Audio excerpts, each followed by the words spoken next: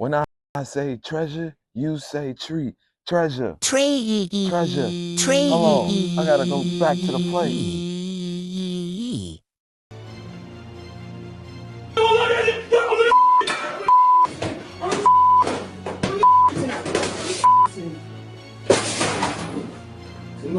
Whoa. Welcome to the Treasure Tree Therapy Planters Podcast. I'm your host, Master Cheeze. As always, you're in for a good one. We're going to talk about the Chicago Bears and how they lost pathetically this past weekend.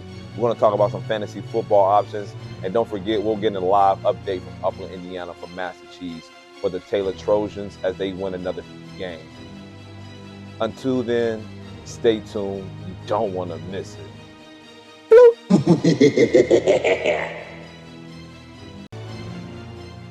Welcome back to the Treasure Tree Therapy Planners Podcast. I'm your host, Master Cheeze. We're going to talk about the Taylor Trojans, but before then, we're going to talk about the Chicago Bears. Ugh, yuck. You might have to call off work today because that was a pitiful performance and it'll drive any man mad.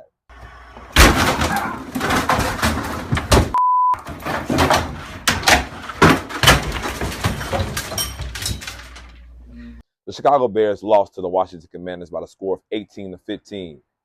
Only 2 touchdowns were scored this game, and the last one was the most important one. Looking at this game, it was a matchup between Caleb Williams and Jaden Daniels, one for the history books. Tom Brady versus Peyton Manning. Hopefully this is only the beginning, but it did not leave the fans disappointed unless you're a Chicago Bears fan. Nasty work, but looking at the score, looking at the game, we're going to focus on 3 parts of this. First piece is going to be Caleb Williams. Looking at Caleb Williams, he came out and you can show that the Bears and Caleb Williams, the #1 draft pick for the Chicago Bears, did not come out prepared or focused. A lot of missed throws, a lot of errors, but there were a lot of opportunities to also win this game. To Caleb Williams' credit, he was able to put the Bears up with a late drive opportunity to win this game. But looking at prior to that, looking at these stats and statistics, it's stinky. Caleb Williams struggled all game. Looking at Caleb Williams' stat line, he went 10 for 24, 141 yards in the air. He also added another 40 yards on the ground, but that doesn't matter because the Bears lost. Now, with Caleb Williams struggling, it could also have been a weather. The weather could have been affecting him. You know, looking at the temperature gauge, it was in the 50s, you know. Caleb Williams is a California boy, and he has to get prepared. As I spoke to you last week on the podcast, he has to be prepared for the cold. The Windy City is windy, and he has to be prepared. Hopefully this matures him as a professional, but he has to get better, and he has to prepare for these moments if he plans on being a Chicago Bears quarterback and leading us to a Super Bowl win. That is my expectation as a fan and an analyst. Caleb Williams has to do what he has to do to win games like this. And it starts with preparation. Caleb, you are a #1 draft pick, and you have to also prepare as such. Now, to his credit, Caleb is still a rookie, you know. These are new experiences for him, being a professional athlete, going up against another bad man. You know, this is the tale of the tape. Caleb has to do better, and the Bears have to do better. Caleb Williams, to his credit, still put the Bears in position to win this game. To the credit of the game, you know, Jaden Daniels, he is a bad man, you know. He did what he had to do. Superstars, big-time players make big-time plays in big-time games, and that's what he did, and that's what he proved. And the Bears are just on the wrong side of that. It could have been worse. It could have been Aaron Rodgers doing that, and he could have been Aaron Rodgers again and again and again. The good thing about the Washington Commanders, we may have to play them every year just to keep this competitive edge going, but we don't have to see them twice a year, and we don't have to go through them. So although it hurts, we have bigger fish to fry. With a late touchdown, the Bears were up in the driver's seat to win this game. But as we transpire from Caleb, and we're going to talk about some different pieces with Caleb, we're going to look at the coaching staff. Now, I'm a fan of Matt Eberflus. I know a lot of Bears fans may not be a fan of Matt Eberflus, but I know what it takes to win, and Matt Eberflus has to do better as a coach as well, although the Bears are still a 500 ball club right now, above 500 ball club right now. To his credit, he's looking at the season besides this game, Matt Eberflus is still a good coach. All right. But besides that, he did not prepare as well as Caleb Williams did not prepare to win this game. There are a lot of mistakes that you can look at down the stretch of this game, and we're going to touch on the first couple pieces. First piece we're going to talk about here.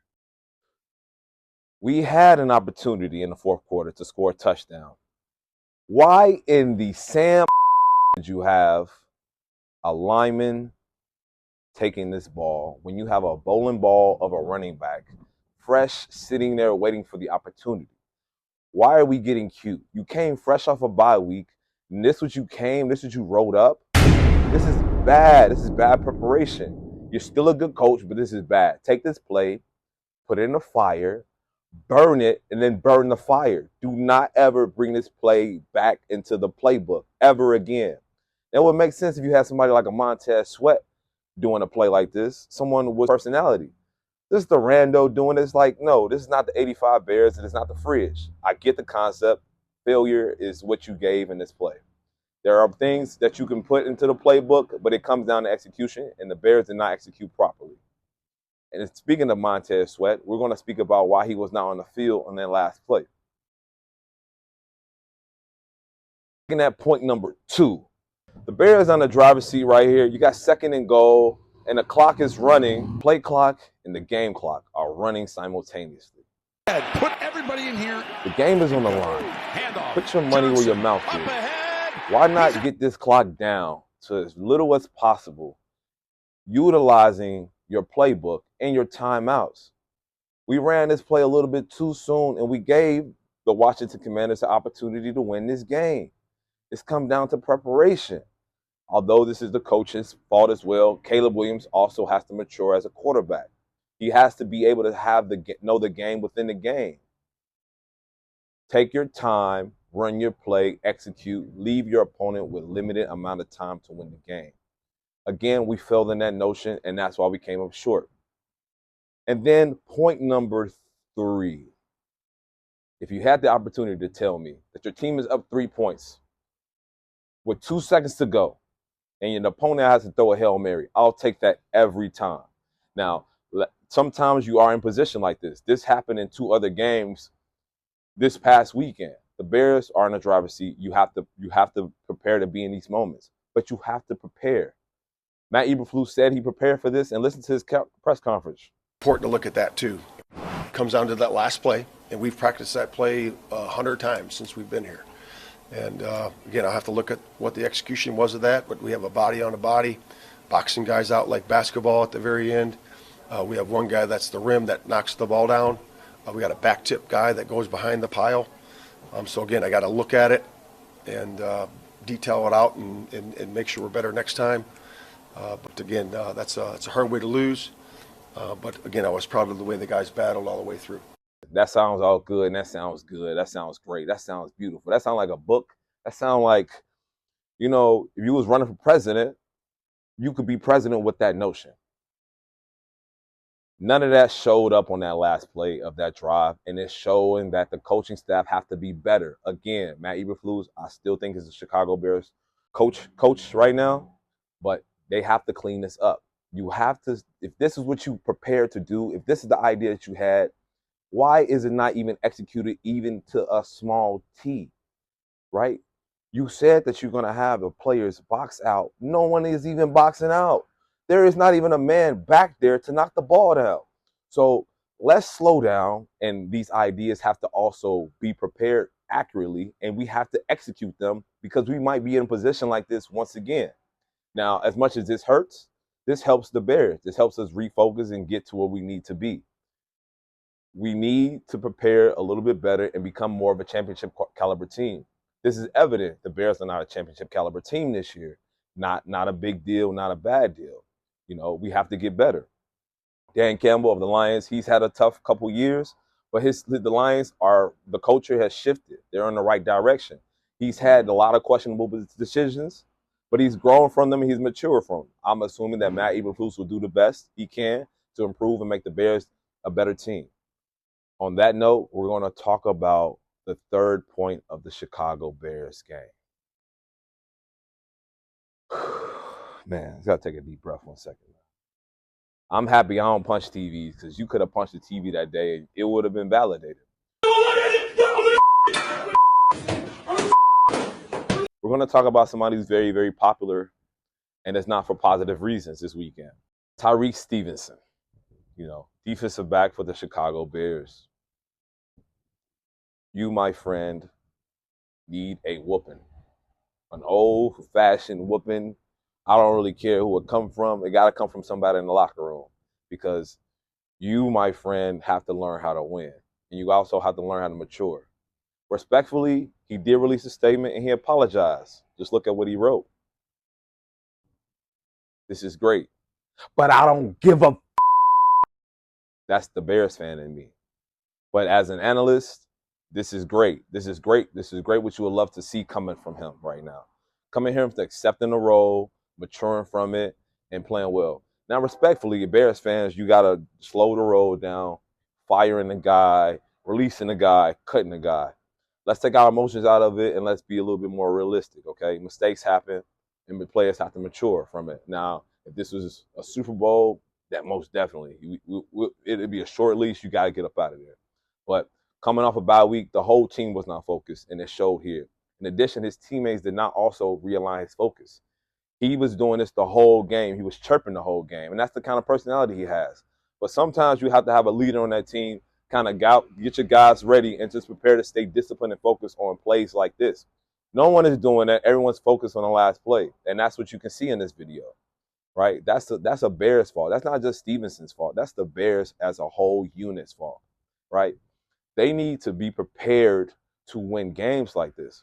Now, looking at that last play, they had the linemen dancing around and moving around, giving Jaden a lot of time to throw this ball. They have to execute. Now, I'm going to show you a play that the Texans did. Texans were still in a similar situation, but they played it just the right way. Danielle Hunter, who was a bad man, I don't think he gets the credit that he deserves, but he is a bad man. He's the reason why that Texans defense is what it is. But this man keeps his head up, keeps his lane, and he keeps him on the side of the field. And he makes the sack. In addition to making the sack, he makes sure that the quarterback can't do anything with his ball, and it turns into a circus. Now, that's something from an all-pro defensive end, and that's why I come back to this question. Where was Montez Sweat on this last play? Where was our Danielle Hunter on this play? He was nowhere to be on the play. I don't know why he wasn't on the field. Maybe he was on the field. He just wasn't on the down lineman. I don't get it. That's my question. That is a culmination of it. So we can look at Tyrique Stevenson and we can say, oh, we can point the finger at you. But the Bears as a whole unit, as a whole organization, they failed in preparing for this game, all right? So hopefully next time it's a primetime game and the Bears can come out on top, but they failed in preparing for this game. Now, Tyrique Stevenson, as much as you can hate on him, he is the reason why we did beat the Titans early in the season. He had a pick six for a touchdown. He's a talented guy. Now, this is like a Draymond Green situation where he kind of comes up short and preparing and costs his team the game. But statistically speaking, he's a good football player. He's pretty quick and he's chirping, and that's what you need out of a defense. But in addition to that, you need to prepare, okay? The Bears need to prepare. Now, on that note, we're going to get an update for the Taylor Trojans before we wrap up the Bears segment. Master Cheeze, are you there in Upland, Indiana? Can you provide the update for the Taylor Trojans' victory this past weekend? Yeah, Master Cheeze here. Thanks, Master Cheeze. Taylor University was able to update their record this weekend to 6-2 on the season with a great victory over Lawrence Tech by the score of 48-30. They were able to blow out their opponent, and the offense came out balling. A great bounce back win. Last week they had a tough route against IWU, only putting up 7 points. This weekend it seems like their offense came back in full effect. This is a great win for Taylor. It puts them at 6 wins on the season, something that hasn't been done in a long time. Very good for the program. Looking at their record, they have to play the Defiance and Madonna coming up. Taylor has an opportunity this season to win 9 games. Now, 9 games will be very impressive for the Taylor Trojans. With the Taylor Trojans being 9-2 on the season, it could present an opportunity to receive some votes and also make the NAIA playoffs.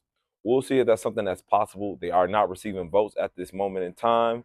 They'll update their schedule for us in the coming weeks, in the coming days. But we'll keep our eyes peeled out for the Taylor University Trojans. This is Master Cheeze signing out to you. Back to you, Master Cheeze. Okay, thanks, Master Cheeze, for that. But as we were saying, as we're wrapping up with the Chicago Bears just weren't prepared. Now, looking at their schedule, they have two opponents that they have upcoming before they go divisional games. They have the Arizona Cardinals and they have the New England Patriots. These are very winnable games. These are games that we should win. This should put us in the 6 wins category and keep us competitive in our divisional games. Looking at Matt Eberflus and the Chicago Bears, the division games are going to be very important to win. Assuming that the Bears get their stuff together, we come out on top. We have to play the Packers. Now we need to at least try to go 500 this year against divisional opponents. That's a goal in mind. Although we want to win a Super Bowl, we want to be competitive. As you can see, we have a long road ahead of us. So looking at that schedule, the first thing we need to do is we need to beat the Arizona Cardinals, and then we need to come in and we need to beat the Patriots, and then we need to talk about the divisional games. Caleb Williams, Chicago is going to Chicago. It's going to get cold. It's going to be windy, and the fans are going to get upset and they're going to be irritated. So this is not California where we get the sun and we get to have a good time. We're going to be upset, and you got to be prepared for that. You got to mature as a professional. I'm not saying that you're not having no fun, and I enjoy your personality, but you also have to prepare, and you got to put that dog in it. You got to put that battery in your team's back. You got to go down there, and you got to keep the defensive line and offensive line. You are the captain of the ship, and you got to act as such. So from there, we're going to move on from the Chicago Bears. We're going to talk a little bit about fantasy football. Interesting week looking at Jameis Winston. Just want to give a shout out to him. You know, he's been persevering. He's been through a lot in his career. He was able to knock off one of the top teams in the NFL this week with the Ravens, producing a lot of fantasy points, as you can see here. If you got him on the waiver wire, I think you need to leave him on the waiver wire because this is one of those games where it's just come from God. In addition to God, Jaden Daniels also gave a lot of recognition to God for his Hail Mary victory. And that still hurts. But like I said, we're going to move on. We're going to talk about some fantasy football. We're going to look at two injuries right now. Jordan Love, quarterback for the Green Bay Packers. Jordan Love is trending questionable right now with a groin injury. Now, the groin injury seems like it may be an issue for him, especially at the quarterback position, him having to scramble. Now, the groin injury, I think, is a neurological compensation that stems from him hurting his knee early in the year. You know, he was out early in the year. They were able to bring him back a little bit quicker than I thought that he would have come back. But it seems like it flared back up on him, and now he has a groin injury. Groin injury, it's kind of messy. It kind of slows you down a little bit. It's something that's tough to play with, and you need a little bit of rest. I can see him sitting out maybe a couple weeks, but they do have a bye week coming up, and so we'll see how they manage with that. They got to protect the quarterback, and you know they have to come up against the Bears, so it's their opportune time to prepare their quarterback to play the Chicago Bears because they have to win that division. So we'll see what they do. They are to come out victorious, and we still have to compete with them in the division. So good luck to Jordan Love and his groin injury. We're going to talk about Jaden Daniels now. This is some news information for me. Like Jaden Daniels had some broken ribs. They set him out precautiously in a victory against Carolina, which is a smart idea.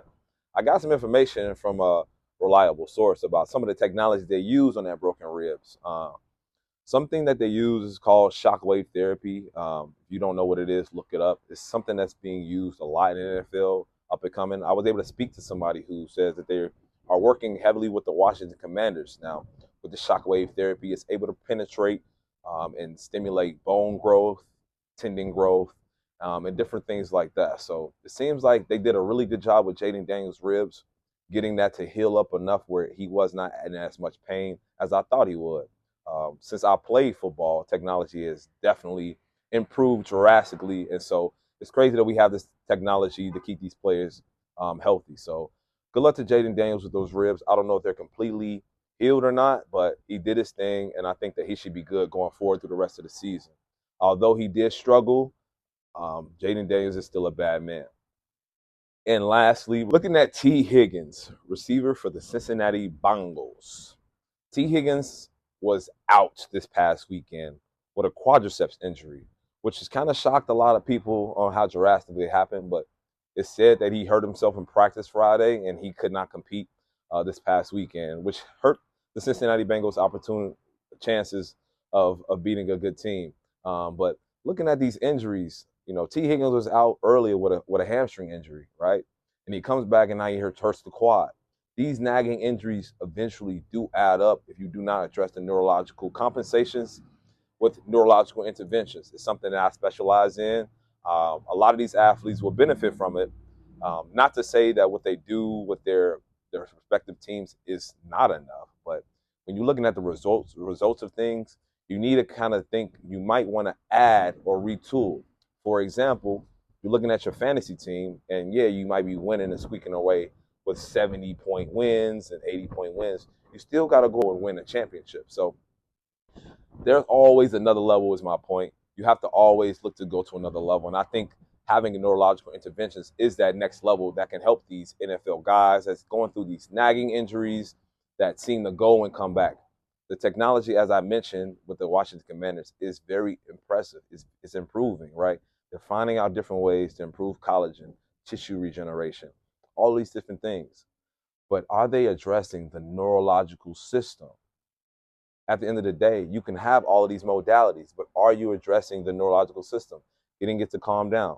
Time and time again, it seems like that's something that's missing for a lot of these NFL guys and even NBA guys. Treasure Tree Therapy is something I specialize in. I'm going to keep giving a shout out to myself because I am one of the greats, because I follow one of the greats. But we're going to wrap up this episode. We're going to finish that there. Check out the website. You can check us out on Instagram. You can hit us up on the email by treasuretreetherapy@gmail.com. But until then, this is Master Cheeze wrapping up this episode. Election this weekend, so we're getting this out. So get out and vote, get out and vote, and get out and vote. Hopefully it bodes well for us all. So till then, Treasure Tree Therapy, planting seeds today for future generation success. Bloop.